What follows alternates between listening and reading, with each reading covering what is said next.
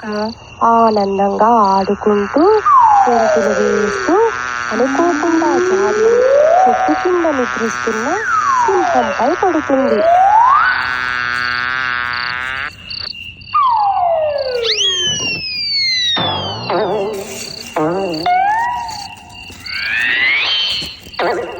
మృగరాజా, తప్పైపోయింది, క్షమించు. బంగారం లాంటి నిద్ర పాడు చేశావు. నిన్ను నేను తినేస్తాను.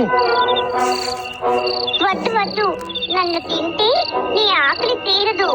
నన్ను వదిలేస్తే నీకు అవసరమైనప్పుడు సహాయపడగలను. అల్ప ప్రాణివి, నువ్వు నాకేమి సహాయపడగలవు?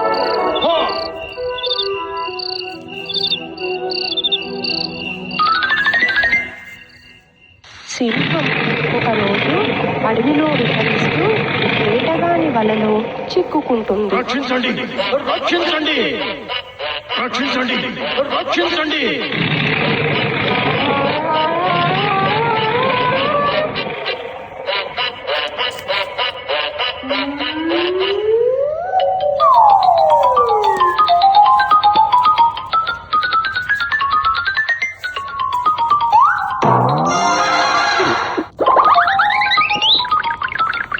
పిల్లలు, దీనిలో నీతి ఎవరిని తక్కువగా చూడరాదు.